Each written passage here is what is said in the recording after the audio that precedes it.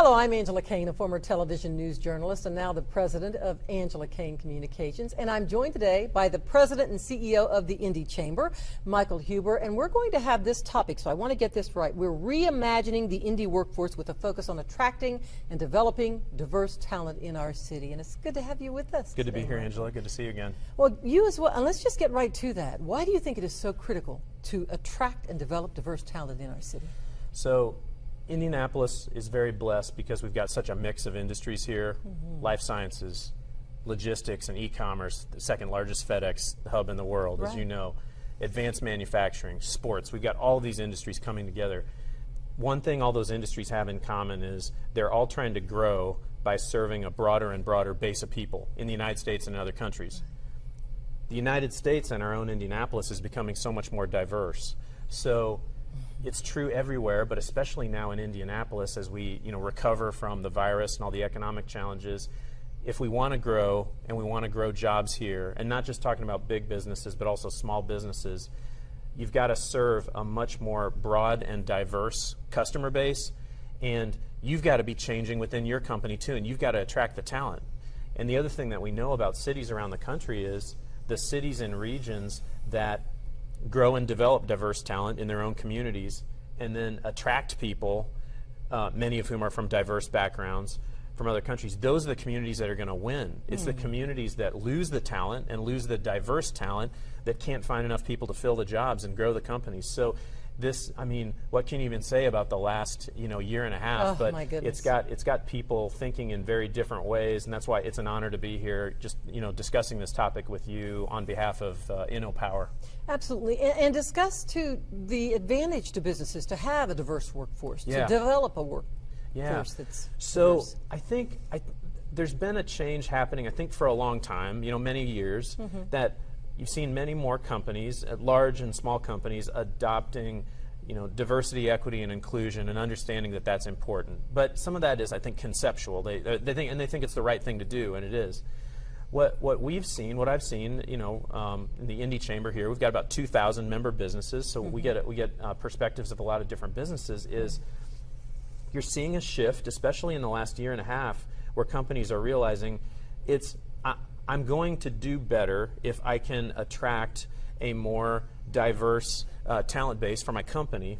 But I think more than that, and I know this is something that's so basic, but it's honestly something that's only clicked for me fairly recently in the last few years, is you build a more diverse workforce, a more diverse team, you've got people with all kinds of different life experiences, you're going to get a broader range of possible creative solutions. Absolutely. And this, again, it's becoming something that's not just, in the abstract. You're seeing more and more companies getting it. I think part of it's generational. I think when you look at the generation, younger, the next generation behind us, they've got very different attitudes toward diversity. I see more of an openness on average, with younger people, and they're looking to us saying, we expect you to change these systems, But no, it's amidst all of the challenges, the societal challenges, the tragedies that we had due to COVID, we are seeing some opportunity with more, especially in the business community, with more and more companies really getting it. Okay, if I want to be successful, I need to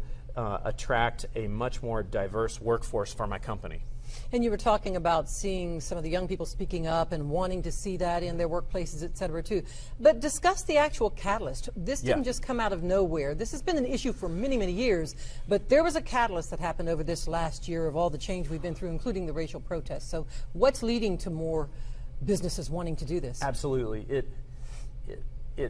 I think of two things, Angela, with that question. I think of, number one, when COVID really hit and the economic challenges really hit, there's no doubt that in America it had a disproportionate impact on communities of color, particularly the black community in America. The industries that were impacted, the workers that impacted were disproportionately people of color. So we saw those results fairly early on. Then the killing of George Floyd happens, and there's more discussion than ever before about racial discrimination, racism, racial inequities in our community, more discussion than ever before about policing policies and things like that. And one thing that is unique to this time that I haven't seen before, and I've only been paying close attention to these issues for under 20 years, so not a long time, but a little bit of time, we had more CEOs coming forward, talking to Indy Chamber and others, basically saying, my younger employees are coming to me saying, we expect you to be a part of the solution. We expect you, CEO, we expect our company to be a part of changing laws, changing community, making our company more diverse, and we don't want to work for a company that's just going to sit by and be an observer. That is something that I haven't really seen before. And I mean, I'll tell you, I, as a middle-aged white person, I thought I was pretty progressive, pushing for change within Indy Chamber and the business community. This experience of the past 15 months for me, and I know I'm not alone, has basically shown me, okay, no, we are nowhere near where we need to be. I am nowhere near where I need to be in terms of pushing for these changes. So I know that so many things have to change to create the kind of America and Indianapolis that we want to be. But I am seeing signs coming out of COVID, these issues being top of mind, and that's why an organization like InnoPower and the way that they bring people together, especially across different businesses, it's almost like they're offering the business community, the community at large, another resource, to help these CEOs that I was talking about, to help these CEOs whose employees are coming forward. There are organizations, you don't have to start from scratch if you're that CEO. There are organizations like InnoPower who can help make the paths clear, and they certainly have benefited us at Indy Chamber as a business organization. What do you say to the people who are listening right now? And as a black woman and an entrepreneur myself, we get excited about the possibilities. We see people reacting and doing things and see change coming. But how does it continue? How can you sort of boost our confidence that this isn't just a temporary thing and we're going to forget all about this? I can imagine, because I experience it too, the level of skepticism that's out there in parts of the community. I can imagine people feeling like, okay, we've seen this before, or we've heard the rhetoric. I heard a lot of that from our own,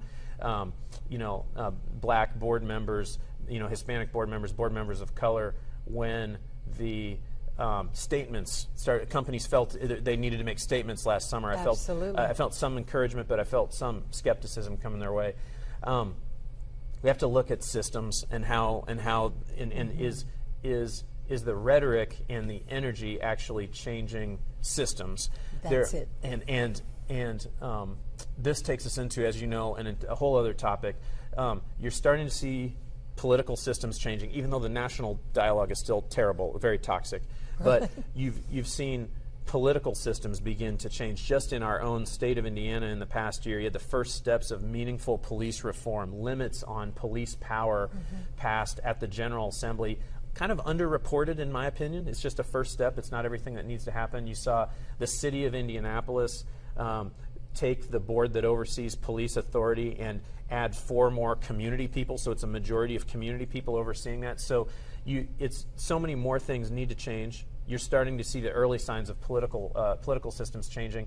I think, and I'll expand on this in a second, the thing to look for is the way that businesses go about their processes every day. Is that really changing? And some of the big ones there are on hiring practices. Are they recruiting and promoting more people of color, especially black people, to positions of management authority? Are companies that say they want to make more diverse their supplier base, are they really following through and doing it? The good news is, again, and I'm so appreciative of what InnoPower is doing, there are organizations, including InnoPower, that have that expertise. You don't have to just start from scratch, and that's really exciting. But that was my long-winded answer to your question. No, it's a good answer. Is the energy and the rhetoric, is it actually changing systems? That's what we want to know. And what do you say to businesses? Because there will be some who say, I'm not understanding this. I don't know how necessary this is. What about pushback? Yeah, it's interesting because you do get some pushback in the business community from some businesses who say, is this really our job?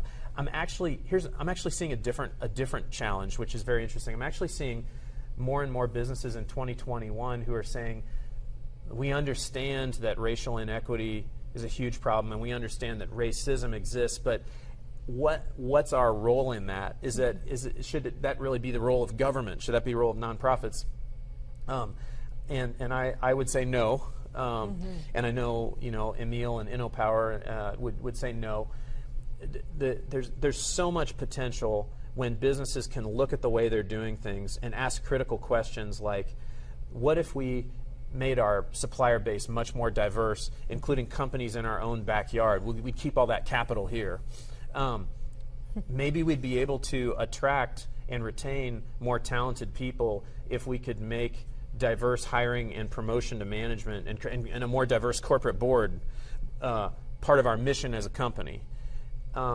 Would that create a better pipeline where more people would be attracted to coming to work for this company, and people from not just in our own Indianapolis, but people from other parts? So this is controversial, what I'm saying. What Indy Chamber and many others, aided by InnoPower, aided by Indy Black Chamber, aided by many Urban League, Indianapolis Urban League, and many others, we're trying to identify that overlap between where the company knows it's the right thing to do, but they can also start to see their own long-term benefit. Yes. Now, some people, that's controversial because some people would say it shouldn't be that way, right? They should know that this is wrong. They should, and it's true.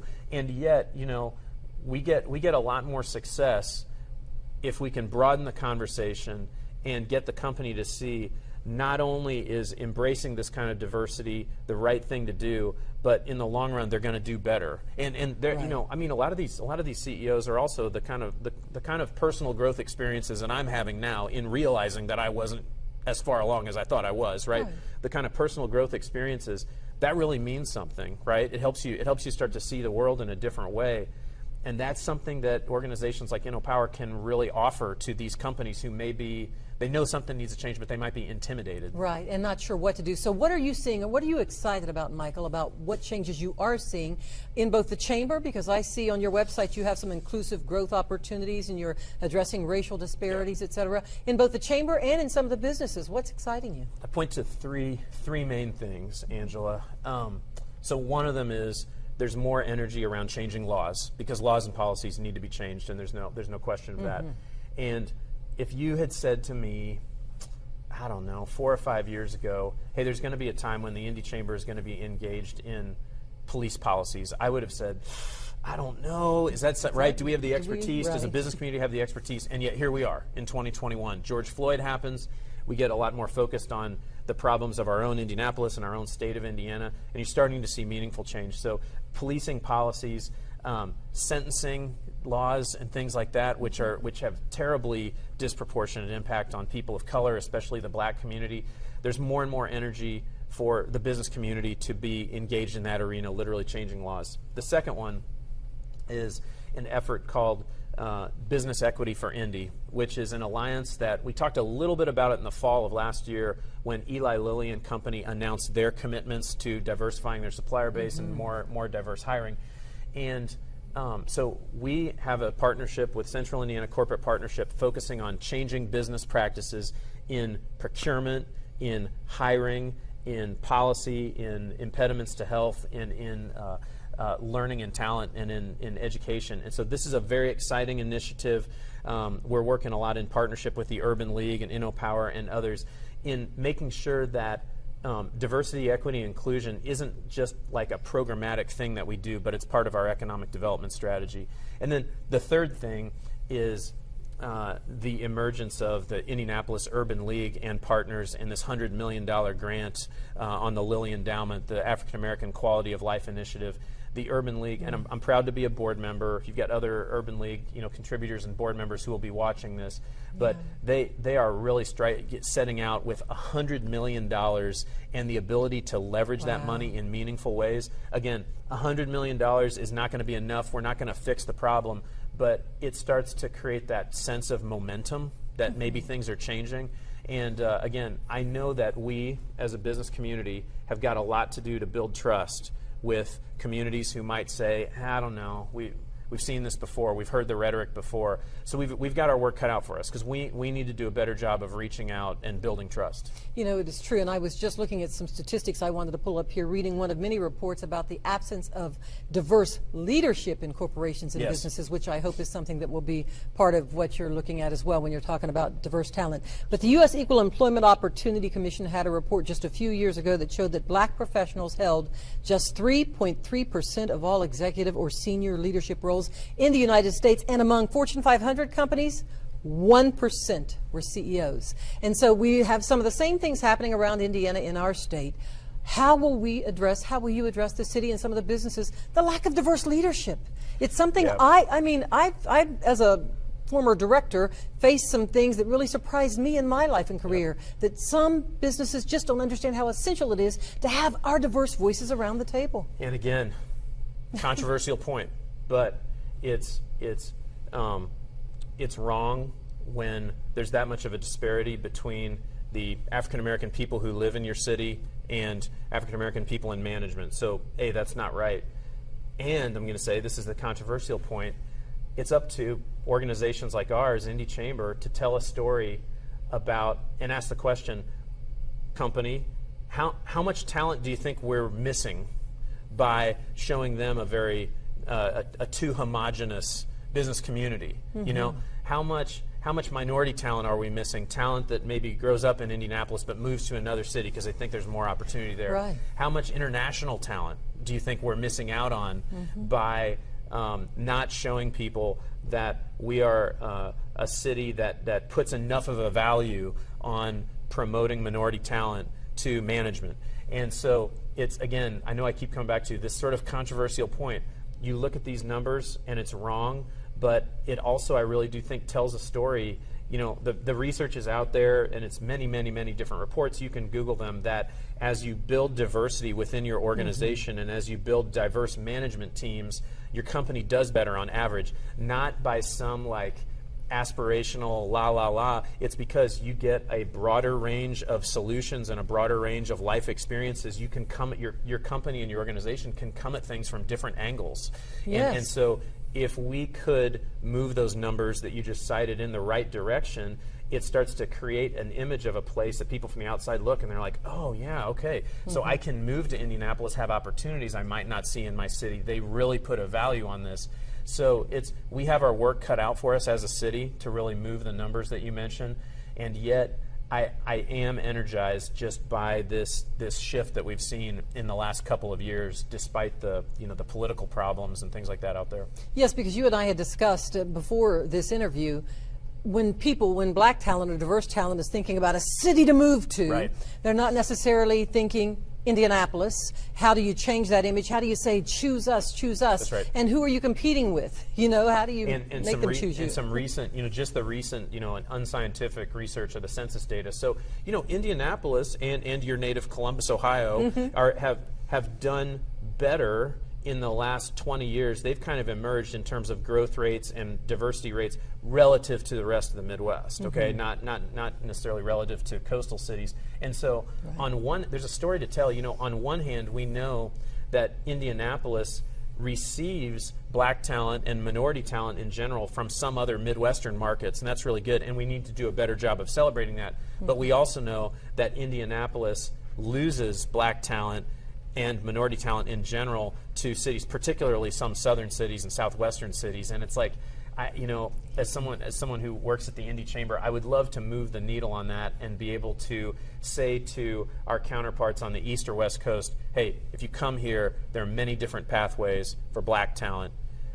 Your contributions are going to be valued here. You're going to be valued by this community. And again, I just got to take my hat off to Emil and what InnoPower is doing, building bridges across large companies, small companies, tech companies, Main Street companies. It really starts with these conversations here about how can we value this across different sectors. And you can't forget the data. There was another report I was reading about the wealth gap between black and white. Yes. For example, an average family, a white family, might make $170,000. Yes.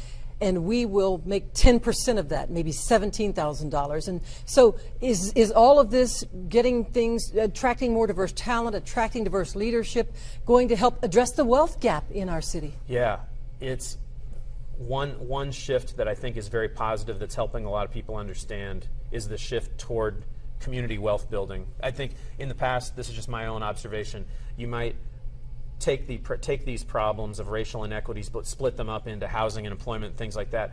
But the inequities, the wealth gaps are shocking. They are. And the move, InnoPower and other organizations, as they move toward, let's take this holistic focus on community wealth building, makes it a lot easier, I think, for people to really understand the depth of the problem and approach the problem. I think, to your question, promoting black and minority talent here in Indianapolis and being more intentional about that moves the needle. I think retaining minority, especially black talent in Indianapolis when people would otherwise be more attracted to other markets starts to move the needle. But I am encouraged by this concept of community wealth building, which helps prevent us from parsing out, you know what I mean? It's pretty easy to measure. It may be shocking, but it's pretty easy to measure. Quick closing question, because I know our time is up here, but what will the Indy Chamber do to make sure that this continues, to talk to businesses, to get us moving forward, to keep us moving forward? Yeah, the first thing is to adopt a posture of listening. And you know, I'm somebody who likes to talk, but we gotta adopt a posture of listening, because I've learned more from my own black board members at Indy Chamber, and we have many black businesses members, minority businesses in general, of course our Hispanic business council within the Indy Chamber. I've learned more from adopting more of a posture of listening rather than just jumping to solution mode. But the other is capital is important. We talk about community wealth building. We've gotten much more aggressive on lending to businesses. We are very proud that the $21 million we did in small business lending throughout 2020, almost 40% of that went to minority-owned businesses. That's it's not near enough in terms of what needs to happen, but it's provided more focus for us.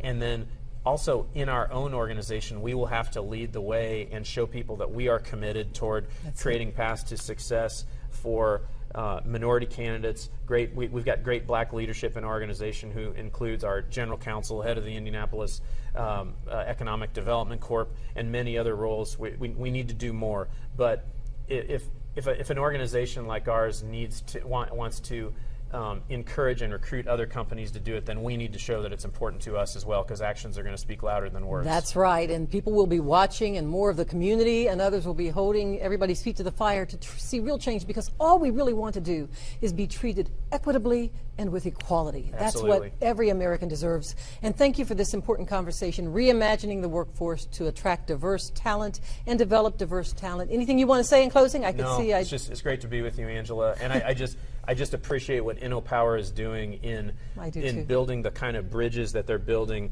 within the business community. I hope if there's one takeaway, that if a company who is inspired to take more action and they don't quite know what to do, InnoPower's got great resources. They've got a great business network. They've benefited the Indy Chamber, and I just want to congratulate Emil and the team for this conference. Building relationships, so important, and listening. I love those key things that you're doing with the Indy Chamber. And thank you again, Michael, for joining us, and continue to watch this InnoPower conference and get some powerful information.